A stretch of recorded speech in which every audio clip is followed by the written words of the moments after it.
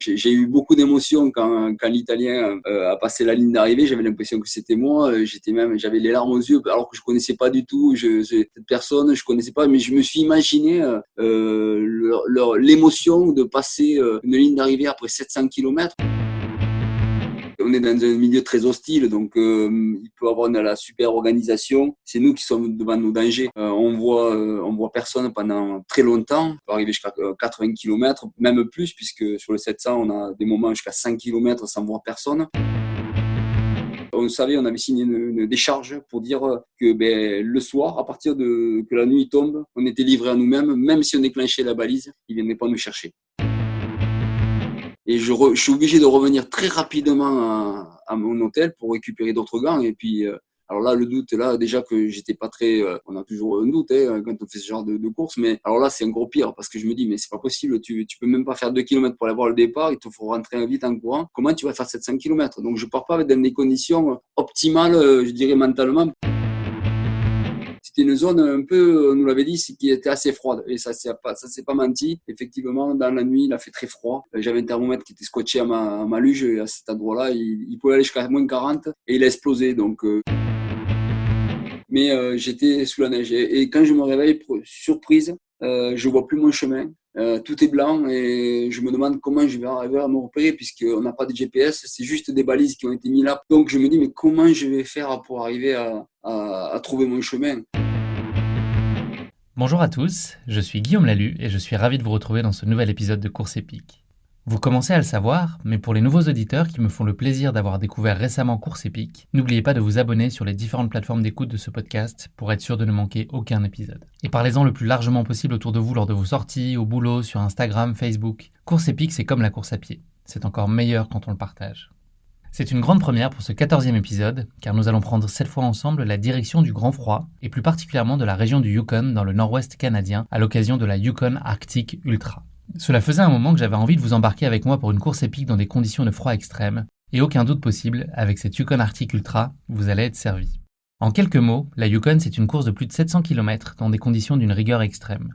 Je suis convaincu que vous serez bluffé par la détermination, la force mentale, la combativité et le sens de l'organisation minutieuse de mon invité Thierry Corbarieux, qui s'est lancé en 2019 dans cette aventure qui dépasse très largement le seul cadre humain. J'espère que vous allez frissonner autant que moi en plongeant avec lui dans cette course ultra exigeante à des températures bien souvent inférieures à moins 30 degrés.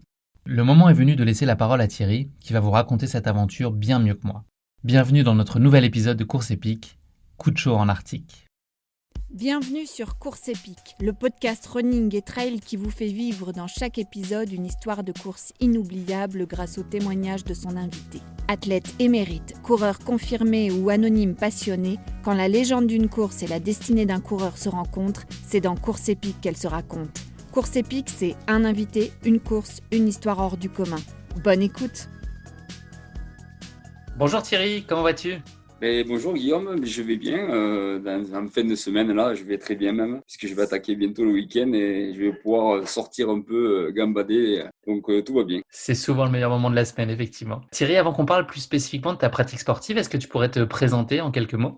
Écoute, je m'appelle Thierry Corbarieux, j'ai 51 ans, je suis marié à Isabelle, nous avons 3 enfants, nous vivons dans le sud de Toulouse, plus proche de l'Ariège, dans un petit village qui s'appelle La Grace-Dieu. Nous sommes à 1 heure des Pyrénées, où c'est mon terrain de jeu. Je travaille non loin de mon lieu d'habitation. J'ai cette chance-là de pouvoir être proche de mon travail, ce qui me permet aussi de pouvoir, entre midi et 2 heures de temps en temps, aller courir. Et est-ce que tu pourrais nous parler de tes premiers pas dans le sport ? Quel sport toi tu as pratiqué quand tu étais enfant ou ado ? Ouais, j'ai commencé par le rugby. Toute ma jeunesse, j'ai joué au rugby. Alors, de temps en temps, à 13 et aussi à 15.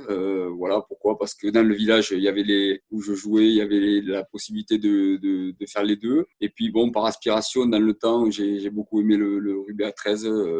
Donc, voilà, je commençais, j'étais très loin de la course à pied. Hein. J'étais plutôt des sports de contact. Et puis, voilà, donc c'est pour ça aussi que ma morphologie, je dirais, est un peu atypique dans la course à pied et qui correspond plus à un joueur de rugby que des fois un coureur de course à pied. Et à quel moment la course à pied a fait irruption dans ta vie ? Est-ce qu'il y a eu un élément déclencheur, une rencontre, une opportunité qui s'est créée ? Alors, j'ai toujours aimé quand même courir, j'ai toujours aimé ça, mais malgré tout, entre le travail et l'activité, j'étais loin de tout ça. Et puis, en 2001, c'est pas si vieux que ça, malgré tout, en 2001, j'ai décidé de m'inscrire à un marathon, le marathon de New York. Et puis, pour moi, c'était mythique. Donc, j'ai dit à faire un marathon, je voudrais faire celui-ci en 2001. Et ça a tombé pendant les événements tragiques. Écoute, c'était une sacrée expérience pour moi. Il avait Et été puis, maintenu en dépit il des avait attentats. été maintenu, oui, oui. C'était le premier, d'ailleurs, c'était le premier événement sportif juste après qu'il y ait les incidents sur les tours. Et donc, il y avait une certaine émotion pendant ce marathon, très palpable d'ailleurs. Et moi, j'avais souhaité justement, d'autant plus que je m'étais préparé quand même pendant quelques mois, j'avais voulu aller malgré tout un peu rendre hommage, mais surtout montrer qu'il fallait continuer, que la vie continue malgré les événements. Pour une première, ça devait être effectivement très Ouais, émouvant. Et super, ouais, une super expérience. Bon, je savais pas trop m'y prendre, mais malgré tout, j'ai réussi mon marathon pendant des temps extraordinaires, mais j'ai fini mon marathon et puis après j'ai enchaîné sur d'autres marathons. J'ai enchaîné quelques mois après avec celui de Paris. Puis au début c'était ça, c'est un marathon de marathon. Ça me permettait de voyager, en même temps de faire du sport, de m'entretenir et puis commencer à prendre goût à la course à pied. est-ce que tu as un format de prédilection sur les courses que tu choisis? Alors oui, maintenant, il est d'autant plus. Alors déjà, j'étais un peu atypique parce qu'en général, quand on commence, on fait pas des marathons, on fait des courses beaucoup plus courtes. Hein. Moi, je commençais directement par un marathon, donc j'ai commencé déjà dans l'endurance dès le départ. Mais ensuite, bon, moi, je suis plutôt sur des typologies de courses qui durent dans le temps. Voilà, mon plaisir, c'est de rester le plus longtemps possible sur des terrains de jeu. Donc, j'ai été très rapidement sur des courses longue distance, en commençant par le désert qui m'attirait, que je connaissais pas du tout. Le marathon des sables, c'était une course que j'avais vue, mais que bon, j'étais loin d'imaginer que je le pouvais faire. Et puis en 2005, j'ai fait mon marathon des sables, mon premier marathon des sables, et du coup, ça a été une sacrée révélation pour moi parce qu'en fait, j'avais trouvé ce qui me plaisait, me trouver dehors pendant une semaine. Livré à moi-même avec des gens dans une tente, pouvoir communiquer un peu avec eux et surtout me préparer avant. Et ça, c'était quand même une sacrée révélation pour moi. Tu avais trouvé Ensuite, chaussures à ton pied. exactement. Et puis, j'ai dérivé très rapidement sur l'ultra, puisque là, c'était des courses à étapes. Le marathon de sable, c'est à étapes. Et puis, je suis allé rapidement, en restant toujours dans le désert, parce que ça avait quand même pris goût. Je suis allé sur des courses un peu non-stop, comme la Libyan Challenge, et d'autres courses. C'est des courses qui étaient extraordinaires. Je voyais ça sur des magazines, des gens qui arrivaient à faire des distances pareilles, 160 km, 200 km en non-stop. Je trouvais ça extraordinaire. Et puis, de pouvoir le faire moi-même, ça a été génial dès le départ, quoi. Tu m'as monté jusqu'à une distance de 1000 km là en Mauritanie au mois de novembre dernier. Ah oui, oui, alors là, on dépasse un peu l'entendement, et c'est vrai, parce que 1000 kilomètres, alors j'imagine même pas en 2005, je ne croyais pas ça possible d'ailleurs. Et puis là, c'était une grande première quand l'organisateur, Alain Gestin, me téléphone pour me dire Thierry, j'ai envie d'organiser une course de 1000 kilomètres, ça s'est jamais fait dans ce format, t'es partant. Bien sûr, pour moi, c'était une évidence par rapport au parcours que j'avais eu auparavant, les quelques années avant. Et effectivement, c'était un sacré périple, 1000 kilomètres dans le désert de Mauritanie, bon, pour les conditions, mais surtout pour la distance, parce que bon, j'avais jamais fait autant. Le plus long que j'avais fait, c'était la traversée des Pyrénées, qui faisait déjà 880 km à peu près. Et voilà. Bon, la différence, c'est que 880 km avec 60 000 positifs dans les Pyrénées ou 1000 km dans le désert, il n'y a pas. Voilà, c'est à peu près pareil, puisque le temps, il a été un peu similaire pour moi. Et donc, quels sont tes critères pour choisir les courses auxquelles tu vas participer? Est-ce que c'est la destination? Est-ce que c'est l'idée de faire à chaque fois une course nouvelle? Est-ce que tu veux alterner les zones chaudes, froides, du dénivelé? Pas forcément. Enfin voilà, comment est-ce que tout ton planning s'organise pour ces courses? Alors depuis le début, déjà, c'est la découverte. Pour moi, c'est toujours découvrir, alors bien sûr, des nouveaux paysages ou des nouvelles contrées, mais c'est surtout la découverte de la course en elle-même. Je suis beaucoup à la recherche sur les réseaux, sur des courses qui sont pas très connues. Pourquoi? Parce que j'aime bien être pas être forcément le précurseur, mais moi découvrir moi-même par ma propre expérience ce genre de course. C'est comme ça que j'ai été le premier à être par exemple à la Spine Race en Angleterre. Mais voilà, c'est mon critère déjà de découvrir ce genre de course, de me mettre en condition de recherche pour ça. Et c'est un peu le critère du départ. Et bien sûr, c'est souvent sur des longues distances parce que quand on aime, on compte pas. C'est vraiment le point. Le plus je reste longtemps sur les courses, et mieux c'est pour moi parce que je profite un maximum de tous ces mois de préparation par le final, faire la course, puisque c'est pas forcément toujours joyeux de se préparer, même s'il faut que ça le soit quand même en général. Moi, j'essaie de passer du temps et c'est surtout le fait d'être en course pendant et d'être livré à moi-même qui est le plus important pour moi. Quel accomplissement tu trouves dans la pratique de la course à pied? En d'autres termes, pourquoi tu cours, Thierry? C'est des questions que je me pose régulièrement. Pourquoi je fais de telles distances? Bon, pour ce que j'ai dit, pour être le plus longtemps possible en milieu naturel, ça c'est une évidence pour moi. Mais aussi parce que on cherche toujours alors une limite. Non, on cherche pas une limite, mais on profite de l'expérience plutôt des limites qu'on a atteintes pour se dire j'ai réussi ça, je vais continuer ma démarche en essayant de voir si je suis capable de faire telle et telle course. Voilà, donc ça c'est un peu ça mon leitmotiv sur ce typologie de course, c'est de me dire voilà, est-ce que vraiment j'ai fait le nécessaire dans ma préparation, est-ce que tous les paramètres ont été visionnés pour pouvoir réussir, parce que bon, c'est l'important, on réussit pas toujours malheureusement, mais donc c'est un peu ça mon fil conducteur pour ces courses-là. Petite séance d'autodiagnostic, est-ce que tu pourrais nous dire ce que tu pensais de tes points forts et éventuellement tes zones d'amélioration ou peut-être des choses que tu aimes moins pratiquer ou dans les entraînements sur lesquels tu rechignes un peu plus? Alors directement pour les points faibles, c'est le fractionné, quoi. Le fractionné, ça fait des années que je me mets dans un club dans mon village, à côté de mon village, et le fractionné, c'est vraiment pas mon truc, quoi. J'essaye, je me motive chaque année, je me dis allez, cette année tu vas faire des bonnes séances de fractionné pour évoluer un peu sur tes temps, mais bon, j'y arrive pas, quoi. C'est pas mon truc, voilà. Je fais plutôt en nature du fartlek, là. C'est plutôt comme ça que je vais travailler l'allure que de passer des heures sur une piste avec des chronos. Ça c'est vraiment pas mon truc, quoi. Mon point fort, je pense que c'est certainement le mental, puisque j'arrive à me dépasser des fois dans des situations très délicates. J'arrive à trouver l'énergie et surtout l'énergie physique, mais surtout mentale, d'aller toujours plus loin sans prendre les risques, des risques physiques qui auraient des conséquences. Moi, j'essaye de me dépasser avec des petites motivations personnelles. Donc, je trouve toujours l'énergie mentale. Puis surtout, je pense, c'est ma préparation dans son intégralité, aussi bien dans la partie matérielle. C'est une grosse part de ma préparation, puisque ça me permet aussi mentalement de me préparer. Quand je me prépare en énumérant tout le matériel que j'ai besoin, en demandant à pas mal de gens qui auraient fait les courses que je veux faire, quel matériel utiliser, ça me prépare mentalement à tout ce genre de courses, et ça me met en condition, je dirais, pour réussir ces courses. Et je pense que ça, c'est ma principale qualité, c'est le détail, préparer assidûment. Je vois le marathon des sables qui était une première course, j'ai mis 2 ans de préparation. Le Yukon, j'ai mis 2 ans de préparation. Et pourquoi? Parce que pour moi, je pense que c'est dans mon fonctionnement, je dirais, c'est ce qui va me permettre de réussir, parce que je me projette à long terme, donc je fais les choses au fur et à mesure, et tout ce que je vais faire au point de vue technique pour le choix des matériaux comme physique, c'est de long terme, et c'est souvent ça qui est gage de réussite dans mon cas. Donc je dirais que c'est plutôt ça les points forts chez moi. Et est-ce que tu peux nous raconter comment s'organise une semaine type pour toi et comment tu fais coexister à la fois ta vie professionnelle, personnelle et puis tes entraînements? Comment est-ce que tout ça coexiste? Déjà, c'est important d'avoir cet équilibre. Pour moi, c'est une évidence, mais il a fallu quand même que j'arrive à la mettre en place. Il fallait qu'il y ait un équilibre entre la vie de famille, qui est très important pour moi, la vie professionnelle aussi, puisque bon, c'est très important aussi, et cet équilibre avec le sport. Donc moi, je dis toujours, c'est des moutons à 3 pattes qu'il faut équilibrer pour justement ne pas tomber de sa chaise. Et du coup, j'essaye de pas trop me mettre de pression sur, par exemple, la préparation physique. Moi, c'est toutes les semaines, je prévois mes entraînements le dimanche soir, je me prévois ce que je vais faire dans la semaine. Mais je peux avoir des modifications dans cette préparation. Dans mon fonctionnement, c'est pas un problème.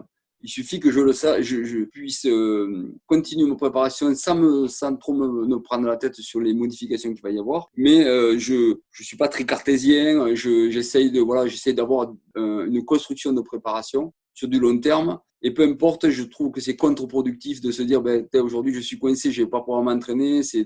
Il va falloir que je trouve un moment pour moi, dans mon fonctionnement, c'est pas productif. Donc j'essaye de me faire un planning semaine après semaine. Bien sûr que sur le long terme, j'essaie de le construire, hein, puisque je le prépare à longue échéance. Mais j'essaie de tout allier. Il faut que tout fonctionne. Et donc, je me crée pas trop de contraintes.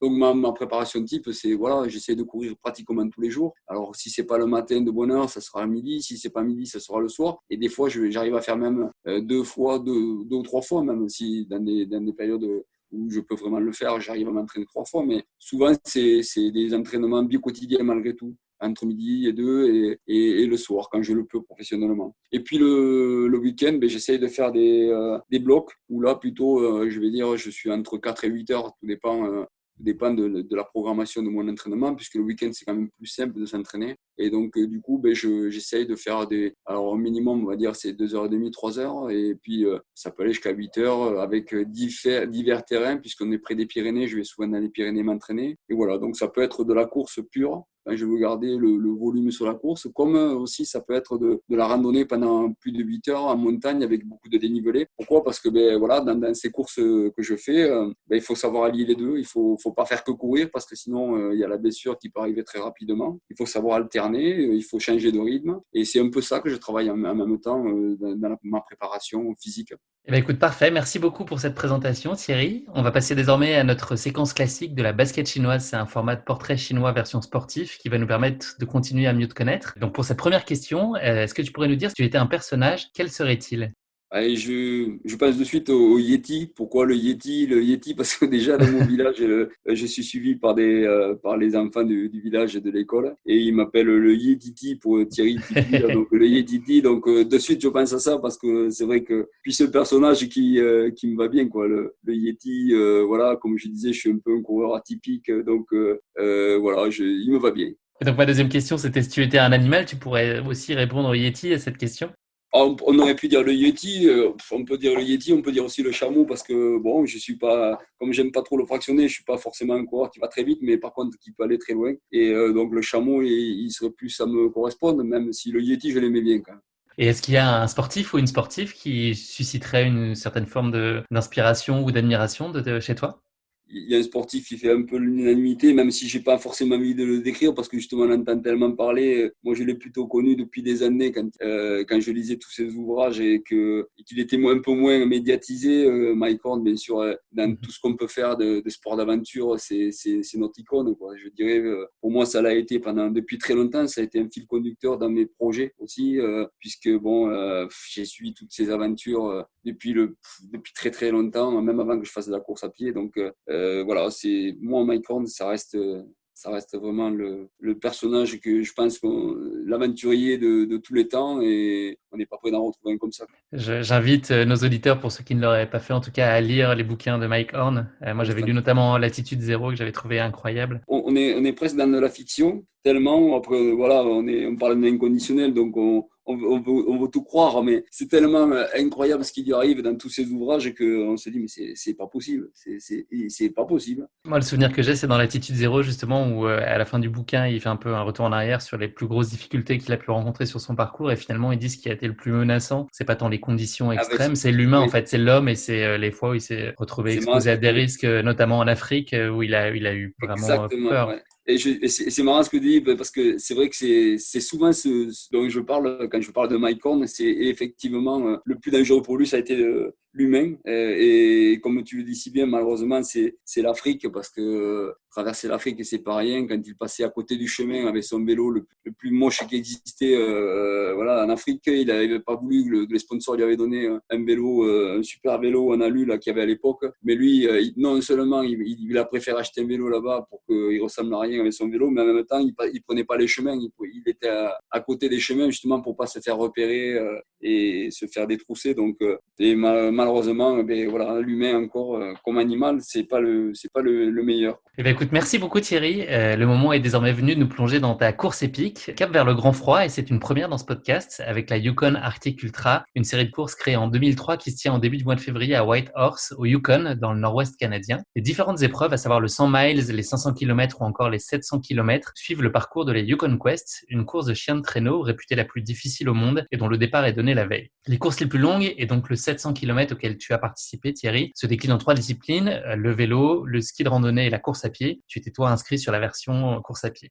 Cette course, elle se déroule en autonomie complète et elle est souvent présentée comme l'ultra le plus difficile et le plus froid au monde, avec des températures qui peuvent atteindre moins 50 degrés. Cette difficulté, bien sûr, relève de ce froid très rigoureux, de sa distance très longue évidemment, mais aussi de l'éloignement entre chaque point de contrôle. On en compte seulement 9 pour 700 km de course. Bien que les organisateurs mettent tout en œuvre pour assurer le meilleur guidage possible et que la sécurité de chaque participant soit prise très au sérieux, il existe un risque réel d'engelure, d'amputation, d'hypothermie, voire bien pire pour tout concurrent qui se présente sur la ligne de départ. Mais au-delà de tous les risques inhérents à ce type d'épreuve, la Yukon Arctic Ultra est avant tout une formidable et mémorable aventure humaine qui amène à puiser au plus profond de ses ressources mentales et physiques, mais ça tu vas nous le raconter en détail. Avant que tu ne partages avec nous le récit de ta course, petit passage obligé par notre rubrique La question qui pique de Course Épique, une question gentiment piège que j'ai l'habitude de poser à chacun de mes invités. Tu vas le voir, c'est un exercice presque aussi périlleux qu'un trail de 700 km par moins 40 degrés. Pour cette question qui pique, nous allons parler de la ruée vers l'or du Klondike au 19e siècle qui suscita beaucoup de convoitises dans la région du Yukon, le cadre du Yukon Arctic Ultra auquel tu as pris part. Ainsi, de l'or fut découvert dans la région le 16 août 1896. L'isolement de cette zone et le climat extrême empêchèrent la transmission des informations jusqu'à l'année suivante. Lorsque les nouvelles arrivèrent à San Francisco en 1897, elles entraînèrent une véritable hystérie collective et beaucoup d'Américains de la région quittèrent leurs emplois pour partir vers le Klondike en se mettant dans la peau de chercheurs d'or. Voilà ma question qui pique pour toi, Thierry. À la façon d'un organisateur de course, le gouvernement canadien imposa que chaque chercheur d'or emporte impérativement avec lui quelque chose. Est-ce que tu as une idée de quoi il pourrait s'agir ? Oups oui.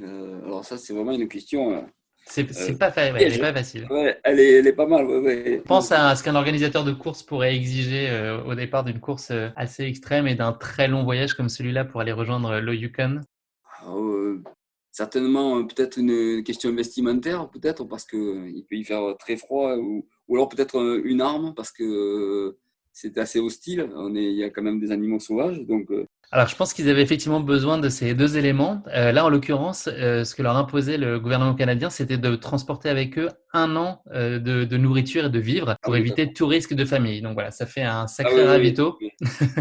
Oui, ça fait ça. Oui, un an de ravitaillement. Je ne suis pas encore à ce stade, mais ça doit faire un gros barda à porter, ça c'est sûr. Et à l'époque, je pense pas qu'il y avait de conserve ou de surgelés qui étaient faciles à transporter. Je pense pas que c'était l'usage. En plus de ça, ils devaient transporter leur équipement dont le poids avoisinait fréquemment 1 tonne. Pour la petite histoire, le terrain montagneux et le climat glacial firent que ceux qui n'abandonnèrent pas ou ne périrent pas durant le voyage n'arrivèrent qu'à l'été suivant en 1898. Ainsi, seuls 30 à 40 000 prospecteurs sur les 100 000 de départ arrivèrent à destination et parmi eux, seuls 4 000 trouvèrent de l'or. Cette ruée, elle a pris fin en 1899 lorsque de l'or fut découvert à un autre endroit en Alaska, à Nome. Et donc voilà, de nombreux chercheurs quittèrent alors le Yukon pour cette nouvelle destination riche de promesses. Voilà, c'en est fini de cette question qui pique, qui était vraiment pas simple, Thierry. Mais très intéressant, malgré voilà. Tout, très intéressant. Ouais. On va se plonger maintenant véritablement dans ta course épique. Est-ce que tu pourrais, pour commencer, nous raconter comment s'est présentée à toi l'opportunité de prendre le départ et qu'est-ce qui t'a convaincu finalement de participer à cette Yukon Arctic Trail en février 2019 ? Bon, déjà, c'était, comme je disais en aparté, je suis quand même très friand de nouveaux formats, de nouvelles expériences. Donc, ça s'est révélé avec le Yukon, en regardant un peu, en cherchant des courses extraordinaires qui pouvaient se faire, de toute typologie de courses d'ailleurs. Et celle-là est encore plus particulière parce que tirer une luge, c'était quand même pour moi inconcevable, hein. On est quand même loin de tout ça. Et j'ai rencontré un coureur sur une course qui avait participé à cette course et qui m'a donné un peu le goût de la curiosité, on va dire, qui m'a donné d'abord la curiosité d'aller voir, et je suis allé voir un peu en rentrant de cette course que j'avais fait au Maroc, et puis en regardant, j'ai commencé à regarder les dates qui se faisaient. Et puis, quand j'ai vu les dates, j'ai commencé à suivre. Alors, bien sûr, derrière mon PC, hein, c'est plus simple. Il fait moins froid, on est au chaud. Il faut enlever les moufles, par contre, sinon c'est compliqué. Ouais, c'est sûr, quand on veut changer ou appuyer sur les touches, c'est plus simple. Mais par contre, j'ai commencé à regarder pendant, je dirais, presque une dizaine d'années, cette course fantastique dans le Yukon. Des gens qui, comme tu l'as bien dit tout à l'heure, étaient ou en ski, ou à vélo, ou à pied, avec des tennis classiques, je dirais, juste qui étaient étanches, arrivaient à faire des distances fantastiques par moins 40, moins 50 par moment. Et pour moi, c'était juste fantastique de faire ça. Et donc, au fur et à mesure, je ne faisais que suivre. sans m'imaginer que je pouvais y participer un jour, mais malheureusement, à chaque fois qu'il arrive ça, ça mûrit. Quelque part, ça mûrit un peu, et puis un jour, force d'expérience, comme je dis aussi tout à l'heure, à la Spine Race, je rencontre un journaliste, un photographe, hein, qui parlait très bien français, et puis sur le parcours de la Spine Race, il commence à me parler un peu rapidement de cette course au Yukon. On avait pris le temps, je sais pas comment on était venu à cette discussion, et puis je l'ai revu à l'arrivée, et puis il me dit, mais maintenant que tu as fait la Spine Race, il te faut faire le Yukon, hein. Alors c'est vrai, j'avais déjà mûri un peu, et là, Impossible de résister. Non, sur le moment, non, parce que je lui ai dit, non, je suis pas prêt. Franchement, le froid, j'ai aucune expérience là-dessus.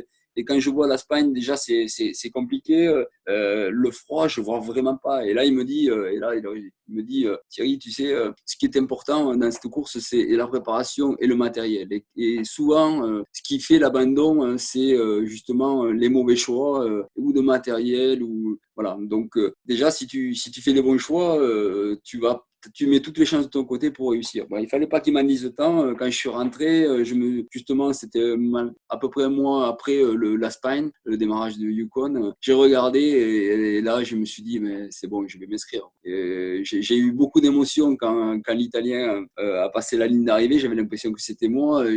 J'avais les larmes aux yeux, alors que je connaissais pas du tout cette personne. Je connaissais pas, mais je me suis imaginé l'émotion de passer une ligne d'arrivée après 700 km. Parce que tout à l'heure, dans ton exposé, qui était très détaillé d'ailleurs, je t'en félicite, mais le 700 km ne se fait que tous les 2 ans, quoi. Et je t'ai tombé cette année-là, et je me suis dit, à bout de 700 km, quelle émotion ça doit être d'arriver et de finir une telle course, c'est fantastique. Et voilà, donc je me suis dit, je vais la faire. Dans 2 ans, je me prépare pour faire, bien sûr, cette épreuve ultime. Et comme on m'avait demandé, justement, sur un journaliste, quelques temps après, il me dit, mais pourquoi tu t'es inscrit directement sur les 700? Tu aurais pu faire le 100 miles ou les 500 km. Et moi, j'avais répondu un peu façon ma icône et mon icône, quoi. Et j'ai dit, j'aurais regretté en rentrant chez moi de me dire, est-ce que je suis capable de faire les 700, quoi. Et donc, pendant ces 2 ans, comme je le disais, je me suis préparé en faisant d'abord une première course en Laponie la première année pour justement tester du matériel, voir un peu mes aptitudes, voir un peu comment je pouvais fonctionner. J'avais pris beaucoup de matériel d'ailleurs sur la Laponie dans ma luge pour faire des tests, hein. Alors bon, j'avais fait 4e à ce moment-là, mais c'était vraiment anecdotique parce que c'était pas l'objectif. L'objectif, c'était vraiment de prendre de l'expérience. Mais ça m'avait plu. Mais on était quand même très loin des moins 40 puisqu'on était à moins 20, moins 25 sur le parcours, ce qui est déjà pas mal. Et c'est comme ça que je me suis préparé, que je suis venu justement au Yukon Arctique. Ta préparation, ça a été un long cheminement évolutif pendant 2 ans pour une montée en puissance jusqu'au départ en février 2019. Est-ce que tu peux nous parler, selon toi, des qualités physiques, organisationnelles, psychologiques qui sont indispensables pour s'engager et imaginer réussir à atteindre la ligne d'arrivée d'une telle course? Ma première surprise, c'est quand je suis sur place, c'est le niveau physique qu'il faut. Heureusement que j'ai fait beaucoup de renforcement musculaire, beaucoup de renforcement musculaire. En voyant comment faisaient les autres coureurs, hein, en tirant un pneu, en faisant en soulevant des charges un peu lourdes. Et heureusement que j'ai fait ça parce que je m'attendais effectivement, j'avais vu ça en Laponie, mais c'était quand même plus plat. Et là j'étais surpris par le fait de tirer la puissance physique qu'il fallait pour tirer la luge. Alors pas partout, bien sûr, quand on était sur des grands lacs gelés, c'était pas un problème, ça glissait assez facilement, mais quand on sortait sur les berges ou qu'on passait dans les bois, il fallait quand même user de sa force pour arriver à tracter cette luge qui faisait, je dirais, entre 15 et 20 kilos, quoi. Donc c'est pas très lourd, certes, mais au quotidien, tirer ça pendant une vingtaine d'heures par jour, c'était très physique. Et j'étais surpris dans les premiers temps, parce que le premier temps, on sort souvent de la rivière ou des lacs, et de ce niveau physique. Donc ça a été ma première surprise, quoi, quand j'étais sur le Yukon, de voir, heureusement que j'avais fait une préparation, je dirais, physique un peu intense, qui m'avait permis d'appréhender ça. Et je crois que dans les premiers temps, même les quelques abandons qu'il y a, c'est aussi l'épuisement physique qui crée aussi cet abandon, quoi, parce que on a mal peut-être appréhendé cet effort assez incroyable, quoi. Est-ce que tu peux nous en dire plus sur l'organisation de la course en elle-même? J'ai planté un peu le décor de façon globale, mais est-ce que tu peux nous raconter les conditions d'autonomie, la logistique, toute la partie guidage et également les points de contrôle, la façon dont ils étaient répartis? Est-ce que tu pourrais nous donner un petit peu plus de détails sur tout ça? l'organisateur qui est déjà un germanique et donc qui est très rigoureux dans sa préparation, lui, c'est quand même tout aux petits oignons, je dirais, mais on est dans un milieu très hostile, donc il peut avoir de la super organisation. C'est nous qui sommes devant nos dangers. On voit personne pendant très longtemps. Comme tu disais tout à l'heure, ça peut arriver jusqu'à 80 km, même plus, puisque sur le 700, on a des moments jusqu'à 100 km sans voir personne. Et donc, on est livré à nous-mêmes. Donc, il y a une très bonne organisation. L'organisateur, d'ailleurs, nous fait quelques Skype en vérifiant notre niveau d'anglais. Pourquoi ? Parce qu'il faut savoir si on parle anglais, mais qu'on comprenne les consignes pendant la course et qu'on comprenne surtout les consignes du médical pour vérifier un peu avec eux nos aptitudes à continuer. Donc, une organisation assez rodée, assez carrée, et malgré tout, il y avait eu un accident l'année avant où Roberto Danta, le pauvre, a eu un accident et il a perdu les jambes et une partie d'un bras et un bras pratiquement entier qui a été amputé. Donc, malgré tout, malgré qu'il y ait une organisation terriblement rigoureuse, il peut y arriver à l'accident. Et comme on nous disait, parce qu'on fait un stage de survie, quand même, c'était obligatoire de l'année où j'ai été, parce que suite à cet accident, il a voulu durcir un peu la partie sécurité. Et comme on nous disait dans ce stage de survie, si vous avez un problème, ne comptez pas sur les autres, comme c'est souvent dans la vie de tous les jours. Donc, comptez sur vous-même, vous avez toutes les réponses dans votre luge. Faut-il savoir les utiliser ? Et c'est vrai que c'était ça qui m'a hanté pendant ces 9 jours, parce que je me disais, mais ces mots, ils revenaient en boucle. Si Thierry, tu as un problème, toutes les solutions elles sont dans la luge. Donc, il fallait avoir sa lucidité pour les utiliser. C'est ce que j'allais dire, la lucidité, c'est vraiment le point clé. Et il y a aussi une notion d'urgence et de pouvoir mettre les choses en œuvre très rapidement, puisque parfois, quelques minutes suffisent pour que la situation tourne mal. Donc, vous êtes dans l'urgence aussi de prendre la bonne décision et il faut avoir la lucidité pour. Tout à fait. Si on tombe dans l'eau, il y a 10 minutes pour trouver une solution. Sinon, c'est fini. Donc, on a tout le matériel nécessaire pour arriver à faire un feu. On a une scie pour couper du bois s'il y a des bois à proximité. On a tout le matériel si ça marche pas avec du feu. Si on marche pas avec des allumettes, on a un réchaud. On a tout ce qu'il faut pour se devenir très rapidement à notre sécurité, à d'éventuels problèmes qu'il pourrait y avoir. Maintenant, le plus important, c'est d'être lucide pour le faire. Et c'est ça, en fait, que l'organisateur a voulu dire quand il disait je veux savoir votre niveau d'anglais, c'est qu'il posait des questions pour voir notre lucidité. Parce que quand on avait des informations, il fallait qu'on puisse les comprendre. Dans les échanges qu'on avait eus préalablement à cet entretien-là aujourd'hui, moi j'avais été frappé quand tu m'avais dit que voilà, les équipes de sécurité ne pouvaient pas intervenir la nuit. En gros, si vous arrivait quelque chose, la nuit tombée, vous étiez plus que jamais largué et face à vous-même. C'est pour ça que en fait, je dis il y a tout dans ma luge parce que effectivement la nuit c'est trop dangereux il y a eu un accident très grave l'année dernière d'ailleurs des Français qui sont allés dans un lac au Yukon et qui sont morts parce que justement ils n'avaient pas vu l'épaisseur de la glace. C'est très dangereux pour eux même s'ils sont sur un chemin qui est pratiqué et qui est pratiqué par les mushers comme tu l'as cité mais aussi par des motoneiges. Mais c'est très facile comme c'est à peu près toujours pareil, c'est blanc partout. Donc la nuit on a des difficultés pour voir vraiment le chemin et il suffit qu'ils sortent un peu du chemin et là c'est directement l'accident. Donc ils prenaient pas de risque. On savait, on avait signé une décharge pour dire que le soir, à partir que la nuit tombe, on était livré à nous-mêmes, même si on déclenchait la balise, ils ne venaient pas nous chercher. Ça, on le savait et on avait conscience de tout ça. J'en avais conscience et il faut faire avec. C'est comme ça. Et oui, c'est de la course, mais c'est un peu de l'expé parce qu'on est livré à nous-mêmes dans ces moments-là. Vous étiez à peu près une quarantaine à prendre le départ du 700 km, oui. C'est ça, en tout cas dans la version coureur. Est-ce que toi, tu viens pour chercher la victoire ou c'est pas nécessairement l'objectif affiché ? Alors pas du tout, même si je suis un compétiteur, j'aime la compétition, j'aime me surpasser, j'aime tout ça. Ça c'est mon leitmotiv là aussi, mais j'aime ça. Mais sur cette course, j'y vais d'abord par rapport à l'accident qu'il y avait eu l'année avant, j'y vais avec beaucoup de... Enfin, j'avais promis surtout à mes enfants et à ma famille que je prenais pas de risques, que je ferais vraiment ce qu'il faut pour arriver entier. Donc ça, c'était vraiment très important pour moi. Et puis j'y vais, c'est une découverte pour moi. J'ai fait juste une petite course en Laponie, avec pas les mêmes conditions.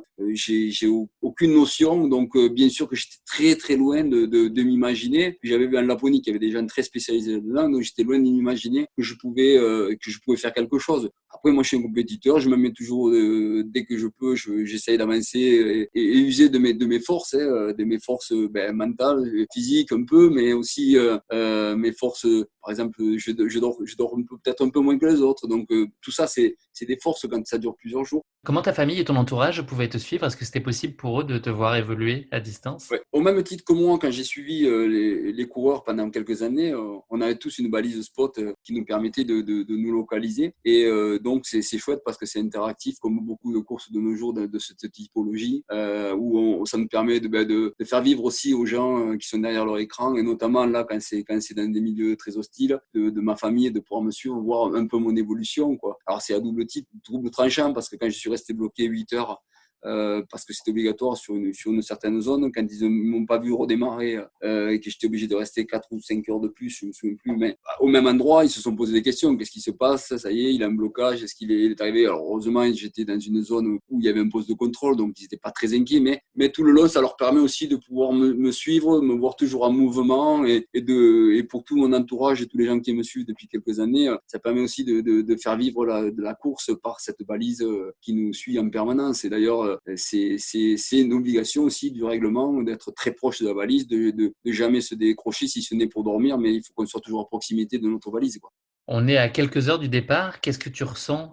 C'est de l'appréhension, c'est de l'excitation, c'est un mélange un peu de tout ça? C'est pire que ça parce que le jour avant, il y a les mushers qui démarrent leur course, qui fait 1600 km, eux, pour l'histoire.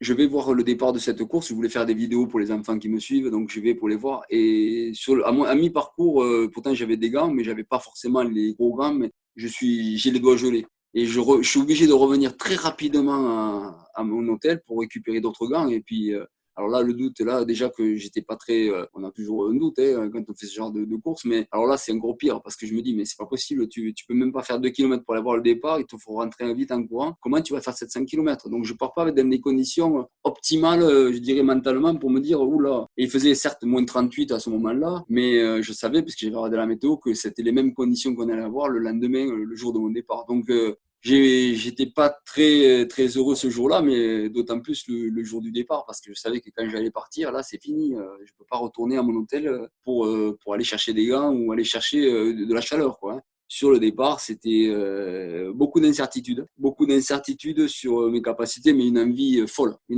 de découvrir les choses. Ça, c'est une certitude, surtout quand on se prépare depuis 2 ans. J'étais, comme on dit, mort de faim. Est-ce que tu t'étais fixé un plan de course? Et si oui, comment est-ce que tu imaginais gérer les points de contrôle, la nuit, ton sommeil, ton alimentation? Comment est-ce que tu avais mentalisé tout ça et imaginé que la course allait se dérouler? Et quel était ton plan de marche personnel? Mon plan de course, il était dans ma cuisine. Il était affiché depuis bien longtemps, presque un an. Et j'avais tronçonné comme je fais souvent, j'avais tronçonné tout mon parcours. Il était déjà enregistré dans ma tête et il a été tronçonné de façon à ce que je m'étais dit, il y a des points de contrôle tous les 80 km à peu près. Il faut que je fasse un point de contrôle par jour. Une fois par jour, il faut que je sois au chaud ou que je vois quelqu'un pour me, voilà. Ça va être ça mon orientation sur ma préparation et je l'ai affiché ça, je l'ai affiché dans ma cuisine, donc tous les matins, tous les midis quand j'étais là ou le soir, j'avais ça devant les yeux avec mon parcours et je me suis préparé déjà mentalement à faire ce genre de choses. Et après, je savais pas si j'en étais capable parce que j'avais quand même regardé tous les plans de course de tous les coureurs. Voilà, j'avais regardé et je savais que c'était quand même très difficile à atteindre puisque la plupart, c'est pas ce qu'ils faisaient. Mais tant pis, moi je m'étais donné comme objectif d'atteindre un point de contrôle au moins par jour. Et voilà, c'est ce que j'ai fait pratiquement. Alors peut-être pas dans les décalages que j'avais, parce que bon, je fais des plans de course très, très construits, avec presque à l'heure près. Maintenant, ça c'est dans La mon lit théorie. quand je fais, voilà. Mais quand je suis sur le terrain, c'est autre chose, quoi. On s'adapte. Il faut savoir s'adapter et pas se bloquer, parce que justement, c'est au même titre que je disais tout à l'heure pour les plans d'entraînement. Il faut savoir se donner une orientation, se donner un objectif, se donner des temps de passage. Ça, pour moi, c'était important parce que ça me projette dans la course et ça me projette sur ce que je voulais faire. Mais j'étais pas à 9 jours, hein. Sur mes courses, j'étais un peu plus, hein. J'étais plus longtemps que ça, hein. Et voilà. Donc ça s'est fait au fur et à mesure du chemin. On est le 4 février 2019, ça y est, le départ est donné. Est-ce que tu peux nous parler de cette première journée qui a été un savant mélange d'adaptation, de surprise et puis d'une indispensable vigilance? Première phase, c'est la découverte. Je découvre. Je découvre quelque chose, je découvre des coureurs, je découvre le parcours, je découvre un peu le fonctionnement du Yukon, qui est quand même différent de la Laponie, avec une structure malgré tout, parce qu'il y a quand même des gens sur le parcours. Je découvre aussi les contrôles très rapides au bout du 15e kilomètre pour vérifier si on n'a pas déjà des engelures. Donc ça, je découvre ça. L'adaptation, c'est la première journée, c'est l'adaptation, commencer à s'adapter. Je m'aperçois très rapidement qu'en mouvement, j'ai chaud à mes extrémités, et ça c'est très important. Ça veut dire que j'ai une capacité à fournir de la chaleur, et ça c'est des choses qui paraissent anodines, mais pour moi qui était une découverte là quelque part. Donc première journée, dans les premiers temps, la première journée d'ailleurs, c'est l'adaptation et la découverte. Voilà, jusqu'au premier marathon, et puis ensuite, on continue le chemin, on voit que ça se passe pas trop mal et on continue. En étant attentif quand même et compte tenu de l'accident que tu mentionnais de Roberto l'année précédente et du contexte, tu es quand même aussi, je ne sais pas si c'est dans la retenue, mais en tout cas très attentif à ce que tu ressens. Je suis dans la retenue plus ou moins parce que je suis un compétiteur, donc j'essaie toujours d'avancer. Comme je vois que je me réchauffe, que je suis pas mal, j'avance. Je me trouve dans les 3 premiers très rapidement. Voilà, de ma catégorie, je dirais, des gens qui faisaient le 700 km. Il y avait des gens qui faisaient le 160 qui étaient un peu devant, mais pas beaucoup, il y en avait 3 ou 4. Des gens qui faisaient le marathon, bien sûr, qui m'ont doublé au fur et à mesure du temps, mais c'était pas grave. Quand j'ai passé le marathon, il y avait un peu moins de monde. Et quand j'ai passé le marathon, là, on était à peu près à 3-4 heures l'après-midi. Et puis dans une côte, j'avais un seul coureur devant. Puis après, j'avais quelqu'un qui faisait du ski qui était derrière, l'Italien d'ailleurs qui avait gagné 2 ans avant. Et là, dans une côte, je le vois à 17-18 heures à peu près, je le vois en train de déjà manger, donc s'arrêter, sortir le réchaud et tout. Je dis, écoute, je vais passer, je vais pas attendre qu'il ait fini de manger. Et puis je me suis trouvé donc premier coureur du 700, donc déjà dans la première journée entre 17 et 18 heures. Et première période donc de découverte, d'adaptation, et puis deuxième période, c'est la surprise, de me trouver assez rapidement devant le coureur. Donc je m'arrête au premier poste de contrôle, enfin deuxième poste de contrôle puisqu'il y avait le marathon, deuxième poste de contrôle. Là c'est qu'une tente, donc on doit dormir dans notre duvet d'entrée le premier jour. Je pensais que moi, alors j'avais peut-être pas bien lu, mais je pensais qu'on avait un point chaud, mais non, il faut rester dehors et il fait très froid comme je l'avais dit, c'était la première journée. Vous êtes autorisé à dormir sur les points de contrôle? Comment ça se passe? Il y a des points de contrôle, on est autorisé. Il y a des points de contrôle, on n'est pas autorisé. Alors, autorisé, on est toujours autorisé à dormir autour du point de contrôle. Ça, il n'y a pas de sujet. Mais il y a des points de contrôle où dedans, il y a du chauffage. Et il y a des points de contrôle, ceux-là, on peut dormir. Et quand c'est des structures qui peuvent nous accueillir, on peut dormir. Mais notamment celle-ci où on devait dormir, il n'y a rien. C'est une tente. Et moi, je crois que je peux dormir même sur la chaise. Non, on me dit dehors. Je n'avais pas forcément trop compris un peu le fonctionnement. Donc, j'étais obligé de me mettre dehors. Je sors mon duvet, je me suis mis là. Et là, j'ai commencé à faire ma première nuit qui faisait 1h30, quoi. Voilà, 1h30 de sommeil, c'est très léger. Je me lève et voilà, il faisait très très froid, c'était très humide, c'était bizarre. J'étais pas forcément très bien, c'est l'adaptation. On est en train de s'adapter, mon corps est en train de rentrer petit à petit dans la course. Et puis là, je redémarre pour atteindre le soir, en espérant atteindre le soir le premier 160 km, quoi. Voilà, donc je continue, très technique le chemin, très peu de rivières, très peu de lacs, très physique comme je l'ai dit à un certain moment. Là, il a fallu que je tire ma luge, c'était éprouvant. Et puis dans la nuit, je sais pas exactement, mais vers 10h, minuit, je suis arrivé au premier Sam Maïs. Là, je vois dans le premier Sam Maïs le coureur italien qui était en ski, qui était le seul qui était sur le 700 devant moi. Donc moi, je ne me suis pas préoccupé de lui puisqu'on n'était pas dans la même catégorie. Je l'ai laissé faire. J'avais personne qui était sur le 700 en même temps que je me suis arrêté à ce poste de contrôle au 160 km. Il y avait 2-3 coureurs qui étaient arrivés du 160, puis aucun du 500. Et donc, voilà, nous, on n'était pas beaucoup dans le poste de contrôle. Je me suis mis à dormir là aussi puisque c'était l'autre nuit. Je me suis dormi 1h30, pareil. La nuit tombe à quelle heure? En gros, le soleil se lève à quelle heure? C'est quoi l'amplitude? 17h, il fait nuit. 17h, il fait nuit jusqu'à 8-9h le matin. D'accord. Donc, c'est des très longues nuits. C'est long, hein. C'est long et c'est la difficulté la nuit parce que la nuit, c'est là où plus on va aller dans la course, plus la lucidité va être difficile à gérer et surtout la vision. La vision, elle est plus difficile sur le chemin parce que c'est tout blanc et aussi les hallucinations. Ça, les hallucinations tous les jours, on avait l'impression qu'on n'était pas seul parce que comme les arbres sont courbés par le poids de la neige, étant courbé venant sur le chemin, ça donne avec l'imaginaire, on voit énormément de choses et même si on sait que c'est faux, on n'est pas seul, quoi. T'as vu le Yeti ou pas? Alors, j'ai pas vu le Yeti, mais il devait y être. Hein. Il devait y Oui, être. bah oui, c'est sûr. Ouais. Moi, j'ai des Il photos devait y où on être. le voit. Ouais. Voilà, donc je repars dans cette journée et puis je traverse des lacs mais très très froids. Là, je suis gelé. Je suis gelé. On a une veste, il faut savoir, dans la luge qui fait 800 grammes de plume d'oie, qui est obligatoire, qui est une veste très épaisse, sauf qu'on ne peut pas la mettre quand on court. C'est ça aussi, ça fait partie du règlement. Pourquoi? Parce que c'est une veste ultime si vraiment il fallait qu'on s'arrête et qu'il fait très froid. Bon, je le sais.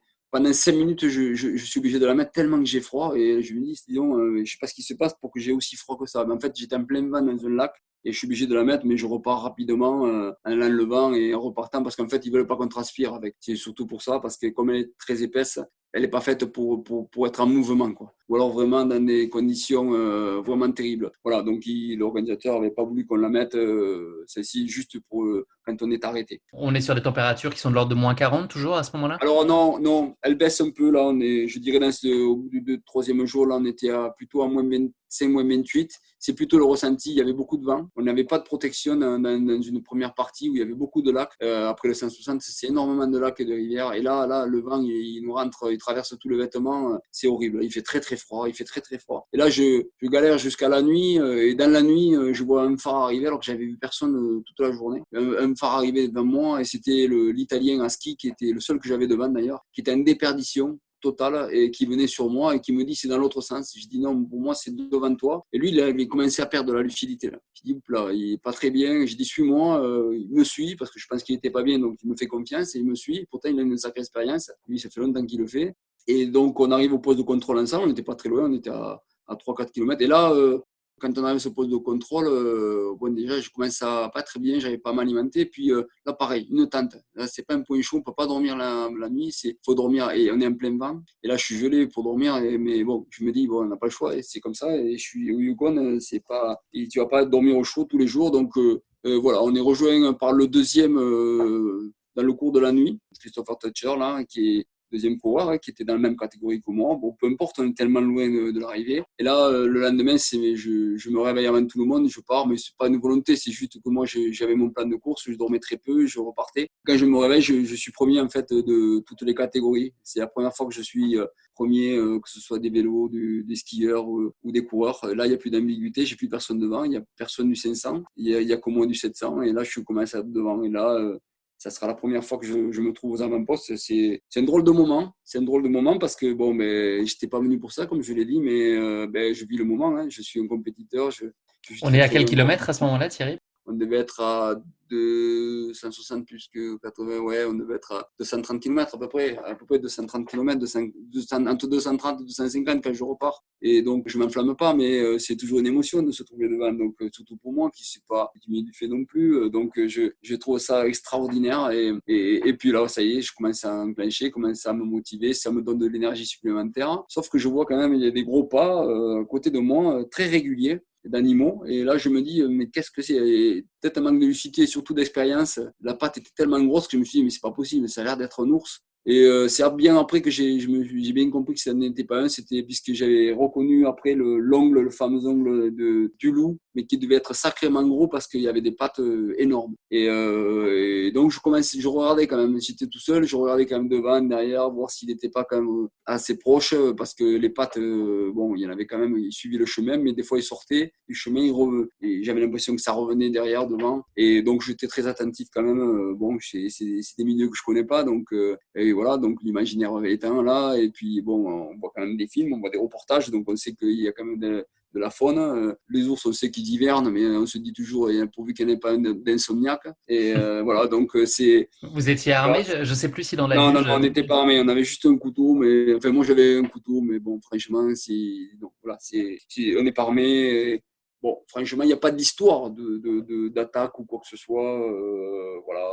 Avec le recul maintenant, je sais que voilà, il n'y a pas les ours, ils hivernent bien. Pour en avoir discuté avec les gens du Yukon, ils hivernent bien. Ils sont dans des zones un peu retirées du chemin, le fameux chemin. Donc voilà, je continue mes chemins. Je passe de poste de contrôle en poste de contrôle. Au kilomètre 300, bah, tu trouves refuge dans un gymnase où il t'arrive une Là, étonnante mésaventure. c'est incroyable ce gymnase. Il fait une chaleur quand j'ouvre le truc. Alors on pourrait être content parce qu'on vient du froid, mais Non, c'est juste oppressant. La chaleur, elle est tellement forte que je suis pas bien, quoi. J'arrive pas je suis en slip, torse nu dans le gymnase, mais je suis toujours pas bien. J'essaye de manger, j'arrive pas. Je veux dormir, j'y arrive pas. Et là, je manque de lucidité parce que j'aurais dû dormir sur le devant. J'aurais été protégé, mais dehors, le devant, juste la pente qu'il y avait, à l'extérieur, et j'aurais pu dormir parce que c'était un point où souvent les gens ils dorment assez longtemps. Mais moi je décide et je dis bon mais j'arrive pas à dormir, j'arrive pas. Je téléphone à mon épouse et je lui dis mais écoute j'arrive pas, je vais partir. Et non il te faut te reposer, mais non je vais partir. Ça sert à rien que je reste puisque je suis inutile et j'avance pas. Enfin j'avance pas, j'arrive pas à me reposer. Et je suis parti. Et là je suis parti et je pense que à partir de là j'ai commencé à creuser un peu le trou sur les autres derrière et je commençais à créer une distance entre eux et moi, mais pas par volonté, c'était surtout parce que je pouvais pas rester là à un endroit où je pouvais pas dormir. Est-ce qu'il y a une forme de routine qui s'installe justement là entre le kilomètre 300 et le 500, le kilomètre 500 qui est à Pellifarm, qui va être un point clé aussi de la course? Est-ce que les journées se ressemblent? Est-ce que toi tu es usé mentalement aussi de tout ça? Je commence à être rentré un peu dans la routine de voilà. J'avais structuré ma course, ça commence à rentrer dans le moule le fait que je arrive à faire un poste de contrôle par jour. Donc ça, c'est acté, c'est bon. Et l'habitude est là. La température se maintient à des températures raisonnables de moins 25, moins 28 et c'est gérable pour moi. Je me dis, pourvu que ça tienne encore longtemps parce que moins 40, c'est terrible. Et là, je suis bien là. Je suis pas mal. Bien sûr que je suis fatigué, je suis épuisé parce que c'est difficile de faire entre 18 et 20 heures d'effort par jour. C'est compliqué. Mais j'avance toujours et on peut dire oui effectivement c'est pas une routine mais c'est quelque chose d'assez facile à gérer je dirais par rapport à la difficulté du départ. Est-ce que tu peux nous parler juste de la nuit et l'histoire du duvet ou de la tente? Techniquement et concrètement, comment ça se passe? Est-ce que tu dois te changer? Enfin, quel temps tu as pour te glisser dans ton duvet? Parce que j'imagine que chaque seconde compte. Comment est-ce que tu fais pour pas mettre de neige dedans? Enfin voilà, comment est-ce que se gère plus spécifiquement ce point-là sur la gestion de la nuit et du sommeil quand tu es obligé d'être dehors? Quand j'ai décidé de dormir, je me prépare je mets un petit peu de temps pour me préparer dans ma tête déjà parce que tous les mouvements vont être importants. Quand on a décidé de dormir, il faut aller très vite. D'ailleurs, j'avais pris le parti moi, de rentrer dans un sursac et non pas dans une tente, justement pour aller très vite. Et ça, c'était l'expérience des autres coureurs qui m'avaient donné. J'avais envoyé des messages à plusieurs coureurs et ils étaient unanimes là-dessus. Il faut aller très vite quand tu as décidé de dormir. Donc, qu'est-ce que j'avais fait? J'avais mon matelas qui était enveloppé, qui était directement déjà sous mon duvet, et tout ça était enveloppé d'une poche qui est étanche, quoi, qui s'appelle un bivy bag là. Donc tout ça, je l'avais mis, j'avais tout enroulé ensemble. Et quand j'avais décidé, donc je me préparais mentalement longtemps avant, parce que quand j'allais décider de m'arrêter, comme je suis quand même en tennis avec un pantalon de randonnée un peu épais bien sûr, mais un collant dessous au de l'eau, à moins de 30, et avec la fatigue étant, il faut aller très vite. Donc quand j'avais décidé, je savais que j'avais moins de 5 minutes pour entrer dans mon duvet. Et quand j'allais très rapidement, je défaisais mon sac, je gonflais, alors on gonfle pas les matelas avec la bouche parce qu'on mettrait trop d'humidité, ça blesserait le matelas, ça l'endommagerait d'ailleurs. Et du coup, on a une poche qu'on remplit d'air et on pousse l'air dans ce matelas. Donc là, c'est là le plus long, il faut gonfler l'air. Par moment, j'enlevais mes chaussures quand je le pouvais et quand j'étais vraiment très épuisé, qu'il fallait vite que je rentre dans mon duvet, je ne les enlevais pas. Et quand on les enlève, il ne faut pas les mettre sur le côté, il faut les mettre sur soi parce que la première nuit, je les avais enlevés, je les avais mis sur le côté. J'avais eu du mal à les remettre parce qu'ils avaient gelé avec l'humidité, de la transpiration et tout. Donc du coup, quand il faut aller très très vite dans ces mouvements et à la prise de décision, il faut agir de suite. Et là, on se met dans notre duvet. Alors moi, j'avais pris aussi une poche encore pas thermique, mais qui crée justement une épaisseur de plus, mais pas pour l'épaisseur, mais ça fait une lame d'air qui nous permet de suer un peu plus. Et le fait de suer, ça nous permet aussi de nous réchauffer. Donc j'avais pris ça dans les premiers temps. Après, j'avais trop de fatigue dessus pour la mettre parce que c'est toujours de l'énergie de mettre une poche supplémentaire. Et puis, comme je disais, il faut aller très vite. Et là, on se met dans notre duvet. Donc là, on va vite, on se met dans notre bivy bag et puis on doit dormir. Hein. Il faut dormir le plus vite possible. En général, on le fait, c'est quand on est on est épuisé, quand on a vraiment un sommeil. Bon, malgré tout, quand il fait très froid et qu'on est dehors, et on ne dort pas très très bien. Malheureusement, on ne dort pas très bien. Même si on est épuisé, on fait des micro-sommeils, on se réveille très régulièrement. Je vous avoue que je ne mettais jamais le réveil, j'en avais pas besoin. En fait, moi, je Je suis comme ça en général sur les courses, même quelles qu'elles soient, dans le désert ou autre. J'ai jamais besoin de mettre le réveil. Je me réveille machinalement. Quand j'ai décidé de me réveiller, si je me dis que je dois 1 heure, ben, je me réveille au bout d'1 heure. Je sais pas comment ça se fait, mais je suis comme ça. Je dois somnoler plus que dormir. Et voilà. Donc, je décide de dormir 1 heure et demie. J'avais testé 1 heure. J'ai vu que 1 heure, c'était pas suffisant. De suite, je commençais, parce que quand je me réveillais, que je faisais qu'1 heure comme par moment, parce que je pensais que c'était gagner du temps. Et quand je me réveillais, ben, je divaguais un peu. Les hallucinations arrivaient plus vite. J'arrivais jamais à rester sur le chemin. Donc, 1 heure et demie était pour moi, personnellement, le bon format de temps imparti au sommeil. Ça m'est arrivé de faire ça plusieurs fois dans la nuit, mais en général, c'était quand même 1 heure et demie, une fois par jour. Et après, dans les postes de contrôle, un petit peu de sommeil pour pouvoir me récupérer dans un point chaud. Donc là, on est aux environs de kilomètre 500. Tu arrives à Pellifarm, qui est le dernier stop dans ce qui s'apparente à la civilisation jusqu'à l'arrivée. Alors là, à Pellifarm, donc déjà, je suis content parce que c'était un objectif primordial parce que je sais qu'à Pellifarm, j'ai un stop de 8 heures obligatoire. Donc ça veut dire que quoi que, même si je suis dans la compétition, tout le monde s'arrêtera et mettra 8 heures. Donc à partir de là, je sais combien je vais faire de différence avec les autres coureurs qui sont derrière moi, dont l'Américain Christopher Tutcher. Et là, je prends le temps de me ravitailler. En plus, les gens ils sont fantastiques dans le Pellifarm. Donc je m'alimente à outrance. On avait des pains, bah, c'était pas des pancakes, on avait des lasagnes, mais je me dis, mais quand je vais arriver à manger ça, puis en fin de compte, je me suis forcé à manger énormément. Je vais dormir, je dors un maximum de temps parce que justement, j'avais besoin quand même de récupérer avec le peu d'arrêt que j'avais fait. Et puis je me réveille, quand je me réveille, juste Christopher Tutcher arrive, donc je savais que j'avais 8 heures presque d'avance, 7 heures, puisque je m'étais un peu levé un peu plus tôt, 7 heures à peu près d'avance. Et là, l'organisateur, enfin, les gens sur le point de contrôle me disent que l'organisateur venait de les appeler et qu'il refusait mon départ pour l'instant parce que, comme je disais un peu tout à l'heure, il y avait la motoneige qui n'avait pas sécurisé l'avant de la course comme c'était la nuit et qu'il fallait d'abord qu'on sécurise à cet endroit-là qui était un peu peut-être faible en épaisseur de glace et surtout c'est des passages un peu délicats. Il fallait qu'on aille sécuriser l'avant de la course avant que je puisse passer. Donc mais j'étais content quand même parce que il m'avait dit que justement le temps imparti me serait glorifié justement à la fin et que bon ça changeait rien par rapport aux 8 heures. Il serait juste soustrait à la fin de l'épreuve. Et puis là, je me remets à manger, je me remets à déjeuner, donc je remange encore, je fais le nécessaire jusqu'à ce que je puisse partir, quoi. Je récupère un maximum. Et quand je repars, là, ça me donne une énergie terrible. Là, je repars, on aurait dit que j'avais plus que 100 km à faire, sauf que là, j'ai 260 km encore à faire. Et sur les 260 km, il y a un poste de contrôle. À partir de Pellifarm, j'ai 100 km pour arriver au prochain poste de contrôle. Et ça, c'était la première fois que j'avais autant de distance pour y arriver. Donc, et ça veut dire que tu dors nécessairement à la Belle Étoile? C'est ni poste de contrôle, ni visite de quoi que ce soit, ni rien. Je vais être seul pendant 100 km. Alors, c'était une anxiété quelque part parce que, bon, déjà, je commençais à être fatigué, mais en même temps, c'était une zone un peu, on nous l'avait dit, qui était assez froide. Et ça s'est pas menti. Effectivement, dans la nuit, il a fait très froid. J'avais un thermomètre qui était scotché à ma luge et à cet endroit-là, il pouvait aller jusqu'à moins 40 et il a explosé. Donc, est-ce que c'est un choc? Est-ce que c'est le froid qui était terrible? Là, j'ai pas pu dormir, même dans mon duvet cette nuit-là, impossible. Il a fallu que je reparte. J'étais pétrifié de froid dans cet endroit-là.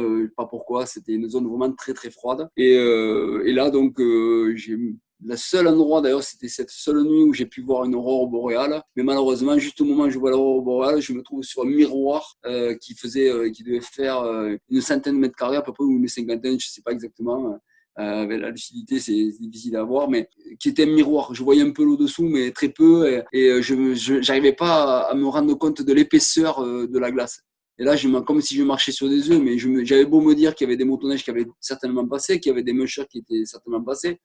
Mais là, on se dit, on est face à nous-mêmes, il n'y a personne pour nous aider. Est-ce qu'ils n'ont pas pris un autre parcours? Donc, il y avait en face de moi l'aurore boréale, mais c'est la seule d'ailleurs qui était là de la semaine que j'aurais pu voir. Mais j'en ai pas profité, j'avais la tête figée sur la glace pour pas faire de bêtises et surtout avancer. Donc, cette nuit-là était assez terrible. Toute la nuit, j'ai avancé jusqu'à ce que j'arrive à l'avant-dernier point de contrôle, qui était une cabane fabriquée justement pour le Yukon Quest, une cabane en bois au milieu de nulle part, une cabane fantastique où là je pouvais dormir au chaud. Là, ça a été un moment très régénérateur et fantastique parce que je savais que là déjà j'étais bien, on a approché, il me restait qu'un point de contrôle après ça. Je me repose, je sèche mes affaires, je mange bien, je suis bien. Très bien, même tellement bien que je me dis il faut que je reparte, il faut y aller. Et puis c'est ce que je fais en me disant aussi, comme je le disais, je sais que j'ai plus qu'un point de contrôle après celui-là. Et là, le point de contrôle était quand même à 80 km et il me restait 80 km pour finir. Donc 160, le Sam Mice qui me reste à faire. Alors ça paraît énorme, enfin un Sam Mice, mais quand on est dans une routine et dans de tels efforts et de telles longueurs que pour nous, les échelles sont différentes, quoi. Et donc, et puis on le tronçonne, donc 80 km et 80 km, c'est pas 160 km d'un coup. Et voilà, et je repars sur ce chemin. Alors là, c'était une grande ascension, une des rares ascensions d'ailleurs qu'on avait eues depuis le début. Une grande ascension incroyable où j'ai beaucoup souffert parce que ça montait vraiment. Et puis j'arrive au sommet et là, j'ai fait une bêtise qui a failli m'être fatale parce que c'est un peu le manque, pas de lucidité, mais un peu l'euphorie de toute la course. En plus, il y a eu quelques rayons de soleil à ce moment-là. Quand je me trouve au sommet, il y a une descente qui va durer quelques kilomètres et moi, je décide de m'asseoir sur ma luge. Il n'y a rien qui interdit dans le règlement de s'asseoir sur sa luge. Donc, je ne sais pas pourquoi je ne vais pas le faire. Et je descends, moi, sur ma luge. Donc, bon, j'écrase un peu mes affaires. C'est pas terrible, mais je descends sur ma luge. Mais sauf que je mets mes pieds un peu en avant. Donc, toute la neige, fait une gerbe de neige me vient dessus. Et quand j'arrive en bas, je m'aperçois en fait que je suis trempe. Et quand je suis trempe, c'est signe de gel immédiat pratiquement. Et là, je me suis dit, mais tu vas être obligé d'abandonner parce que tes affaires, elles vont te geler en 2 temps 3 mouvements. Et là, je me dis, tu as 10 km pour arriver au point de contrôle, il va falloir maintenant courir vite pour réchauffer ton matériel. C'est ce que j'ai fait. J'ai couru pendant 10 km pour pas me geler sur place, pour que ma transpiration et surtout ma chaleur corporelle permette de pouvoir tenir. Et quand je suis arrivé là-bas, épuisé, en plus, je vois le contrôleur que j'avais eu pendant mon stage de survie que j'avais fait quelques jours avant. Et tu lui as pas raconté le coup de la luge? J'ai pas voulu le raconter, j'avais tellement honte que j'avais fait que j'ai pas voulu le raconter. Il était surpris de me voir aussi mouillé d'ailleurs. Et il dit, qu'est-ce qui s'est passé? On va te sécher tes affaires. Donc j'ai pris le temps c'était le dernier point de contrôle. Là aussi, on pouvait pas dormir à l'intérieur. D'ailleurs, j'avais pas décidé de dormir. Et puis j'ai dû passer 2h30 à peu près à sécher mes affaires, si c'est pas plus même, à sécher mes affaires, essayer de m'alimenter et dans un seul objectif, repartir pour finir cette fameuse course. Et puis d'ailleurs, il m'a pas donné trop le choix. Il m'a dit, maintenant que tu es sec, il faut que tu partes. J'ai dit, ça tombe bien, c'est ce que je voulais faire. Et je suis parti et là, ça commence à se radoucir depuis quelques heures quand même. Se radoucir et là, quand c'est radouci, il a commencé à neiger. Il a neigé énormément. Là, il faisait pas nuit encore. Quand je suis reparti, c'était être à peu près 18h. Et là, plus j'avançais le temps et plus les flocons étaient gros, plus il neigeait. Et puis, au bout de la nuit, une partie de la nuit, j'étais complètement épuisé. Je savais qu'il me restait. Alors, lui, il m'avait annoncé 60 km, donc j'espérais qu'il ait raison, même si dans mon subconscient, je savais qu'il y avait 80 km, mais je me suis dit, c'est lui qui connaît mieux le Yukon que moi, donc tant mieux, il y aura 20 km de moins par rapport à... Puis on manque des fois de lucidité sur les distances. Et puis, je continue, et puis je m'endors, je m'endormais, donc je me suis arrêté parce que je loupais le chemin. Quand on sort du chemin, on s'enfonce énormément. Donc, c'est plus épuisant de remonter sur le chemin que de s'arrêter. Donc, il faut s'arrêter à un moment donné quand on est épuisé. Heureusement, la luge était dans le bon sens parce que quand je me réveille 1h30 après ou 2 heures, je ne sais plus combien de temps j'avais dormi cette fois-là parce que j'étais très fatigué. Je me réveille et je suis obligé de mettre un coup sur mon duvet parce que je sens un peu de poids et puis quelque chose qui m'oppressait un peu. En fait, j'étais enseveli sous la neige. Il y avait tellement neigé en si peu de temps que, bon, c'était pas énorme, mais j'étais sous la neige. D'ailleurs, c'était un bon signe parce que ça veut dire qu'il faisait moins froid. Mais j'étais sous la neige. Et quand je me réveille, surprise, je vois plus mon chemin. Tout est blanc et je me demande comment je vais arriver à me repérer puisqu'on n'a pas de GPS, c'est juste des balises qui ont été mises là pour le Yukon Quest, la course de Musher. Donc je me dis mais comment je vais faire pour arriver à trouver mon chemin? La lucidité aurait voulu que j'attende que les motoneiges arrivent, mais j'avais gagné du temps, je n'avais qu'une envie, c'était le soir arriver et terminer cette course. Donc j'ai dit je vais aller peut-être moins vite, mais chaque balise, ce sera une victoire. Et c'est ce qui était le cas, quoi. Chaque fois que je trouvais une rubalise, j'étais heureux, j'avançais, je continuais, je sortais du chemin, je remontais sur le chemin. Et là, c'était en plus un endroit aussi assez montagneux, avec beaucoup de chemins qui étaient en travers du mien, donc qui étaient ensevelis, mais où on voyait des formes. Je me cantonnais à regarder les formes éventuelles du chemin, j'étais très concentré. Et puis je continue là toute la nuit, j'ai le petit matin, tempête de neige, j'aurais dû m'arrêter, mais je continue parce que je me dis, il faut que j'avance. Et puis j'arrive à un genre de sommet, enfin c'est pas un genre, c'est un sommet là, le point culminant de cette période-là, de cette étape. Et là, c'est une descente, alors descente pas la même que la veille où j'ai pu m'asseoir, c'est une descente progressive, mais une descente, donc plus de soucis de trouver mon chemin, c'était un grand chemin, une grande route, certainement une route quand c'est l'été. Et là, je continue pendant pendant une vingtaine de kilomètres. Je sais, et comme il m'avait dit 60 kilomètres, j'avais mis mon GPS, je savais que la distance, on n'était pas très loin. Je vois au loin l'organisation avec les gens qui faisaient le film. Je me suis dit, ça y est, derrière le virage, c'est fini, là, c'est bon, j'ai presque fini, j'arrive. Puis en fait, non, quand j'arrive, il me dit, bravo Thierry, super, et, allez, plus que 20 kilomètres. Et là, un coup de massue, parce que 20 kilomètres, moi, je pensais que j'étais arrivé. Par rapport aux 60 kilomètres, en fin de compte, je ne m'étais pas trompé, c'était bien 80 kilomètres du départ. Et là, j'avoue que c'était un grand moment parce que j'arrivais plus à m'alimenter, j'arrivais plus à boire. J'étais épuisé totalement et je me dis, mais comment je vais arriver à faire 20 km à l'énergie, certes, mais je commençais à me dire, oups, là, il faudrait pas que je tombe d'un coup parce que plus rien ne passait, j'arrivais plus à m'alimenter. Il y avait la neige était fraîche, j'avançais plus, j'avais laissé dans le dernier sac de largage, j'avais laissé mes raquettes pour m'alléger un peu la luge. Et là, j'ai dit, bah, écoute, c'est 20 km. Bon, c'était 20 derniers kilomètres, il va bien falloir que tu avances. Donc, j'ai trouvé l'énergie mentale et physique pour avancer. Et bien sûr, comme c'est toujours le cas, eh bien, on arrive à Dawson, mais on arrive bien sûr au bout du village. L'arrivée jamais. Ça serait trop beau que l'arrivée est au début. On est obligé de contourner tout le village, d'arriver, mais au bout d'un certain temps, là, j'ai même plus le plaisir de profiter de mon arrivée. Je ne pense qu'à une chose, c'est finir. Donc, en général, dans les courses, on trouve toujours l'énergie de courir sur la fin, d'avoir de l'émotion, de trouver l'énergie nécessaire pour être dans le mouvement.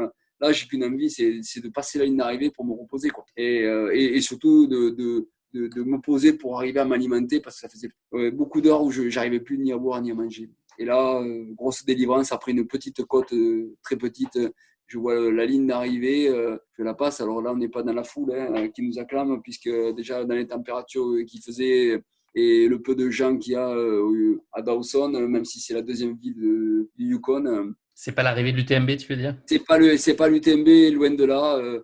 J'ai fini mes 700 km. Je suis heureux, mais pas très lucide. Tu arrives à quand même ressentir l'émotion, celle que tu avais ressentie justement en regardant les coureurs 2 ans plus tôt derrière ton écran d'ordinateur. Est-ce que tu vis une émotion L'émotion, elle y est, mais elle n'est pas à la mesure de ce que je venais de faire. C'est plutôt je dirais, 20 minutes, 30 minutes après, on décide d'aller dans la direction de mon hôtel où il m'avait réservé une chambre. L'organisatrice, Julie, elle vient avec moi, elle me tire la luge parce que j'ai même plus l'énergie de le faire alors qu'on l'a. Mais on est content qu'elle le fasse pour soi. Et on arrive dans l'émotion, elle est arrivée au moment où j'ouvre la porte de la... J'ai passé 9 jours au milieu naturel, dans des coins très hostiles. Là, j'arrive dans une chambre avec une moquette épaisse, un lit incroyable, comme quoi des fois on s'attache à des choses. Julie me laisse la luge pleine de neige dans cet endroit merveilleux. Et quand la porte claque, là, je me rends compte vraiment que j'ai ce que j'ai accompli là. Et là, je m'effondre, quoi. Je m'effondre, l'émotion arrive et je suis tout seul. Et là, encore plus tout seul. Il n'y avait pas grand monde à l'arrivée, mais là, je me trouve tout seul dans ma chambre. Et là, je m'écroule, quoi. Je me rends compte que j'ai gagné le Yukon, mais surtout que je l'ai fini. Et ça, c'est des moments que j'oublierai jamais, jamais, jamais. Parce que j'ai pas pu dormir cette nuit-là, même si j'étais épuisé. Parce que déjà, physiquement, on est quand même touché. On est décalé complètement. Et puis, je suis toujours chargé d'émotions, quoi. Je n'arrive pas à dormir. Bien sûr, je jouais mes proches pour arriver à communiquer un peu avec eux après autant de temps dans la nature. Et puis bon, eux, là aussi, ils sont très émus de m'avoir au téléphone. Ils sont émus autant que moi du résultat. Et voilà, c'est des moments magiques qu'on est content d'avoir vécu au moins une fois dans sa vie. Pour ma part, c'était vraiment le cas. J'ai vécu une expérience unique, une expérience enrichissante et qui me donne envie de revivre de telles émotions, même si je pense que toute émotion est unique de ce type, je dirais. Comme ma première fois que j'ai gagné à 333, c'était incroyable de me voir, d'avoir gagné une course. C'était mon premier ultra que je gagne. Et j'ai un peu quand on voit un bon film, quoi. Quand on a un bon film, on se dit c'est dommage que je l'ai vu, j'aurais jamais plus d'émotion en le revoyant, quoi. C'est pareil. Le Yukon, je sais que je l'ai vécu, même si je la refaisais, que je faisais un bon résultat. Je pense que je vivrai jamais l'émotion que de la première fois, quoi. C'est très, très émouvant et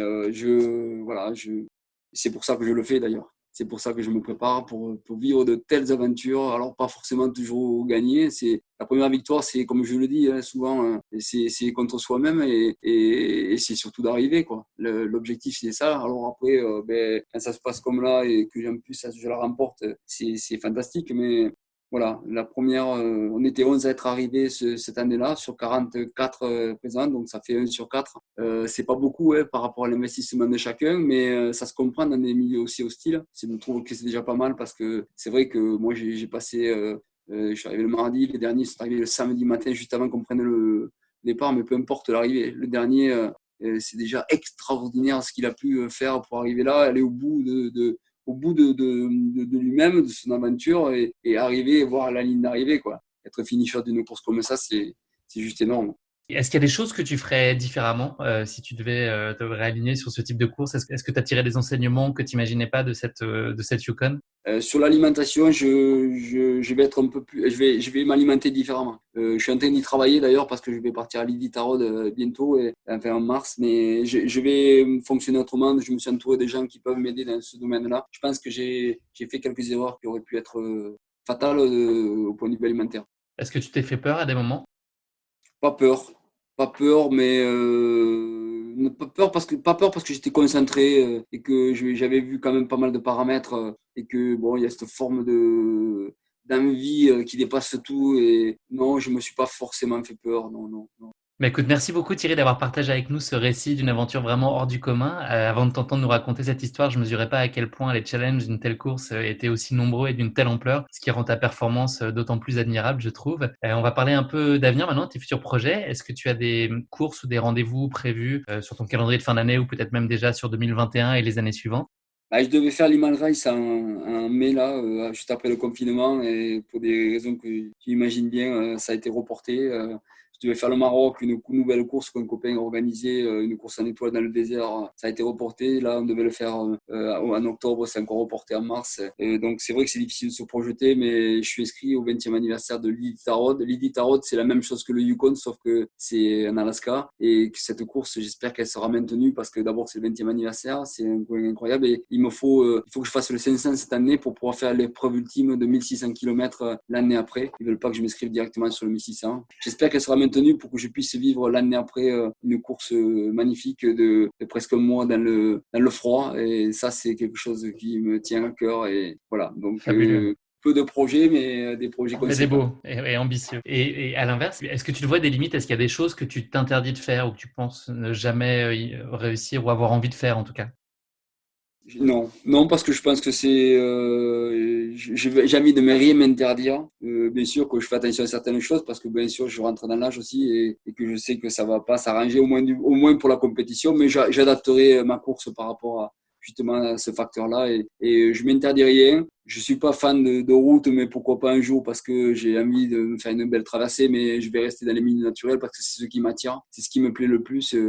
J'ai plein d'idées en tête sur des projets de traversées qui puissent durer beaucoup plus longtemps que ce que j'ai fait. Voilà, ça sera mon aspiration et mon orientation dans ces futures années. J'espère que je pourrai le faire, que la santé me permettra de le faire et voilà, et vivre ça peut-être d'une autre façon, peut-être pas facile en compétition, mais plutôt pourquoi pas en famille ou autre. Et voilà, ça serait mes aspirations du futur. Je te propose de conclure cet épisode non pas avec le mot de la fin, mais avec le motto de la fin, autrement dit la devise qui t'est particulièrement chère ou qui te guide dans la vie. Est-ce que tu as un motto que tu souhaiterais partager avec nous tous? Comme on l'a déjà dit, ma icône, c'est mon icône. Donc, je dirais quelque chose qui rejoint un peu ce que je viens de dire juste auparavant. Pour se mettre en marche, il suffit d'avoir 5% de réponses à ces questions. Les 95% restants viennent le long du chemin. Ceux qui veulent 100% de réponses avant de partir restent sur place. Et ça reflète bien ce que je pense de ma vie de tous les jours, quoi. C'est une citation de Mike Horn, c'est ça?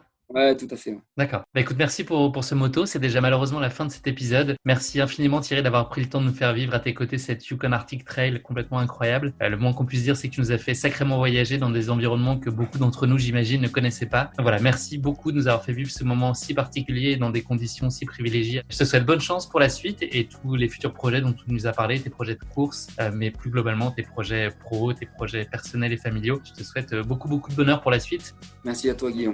Salut.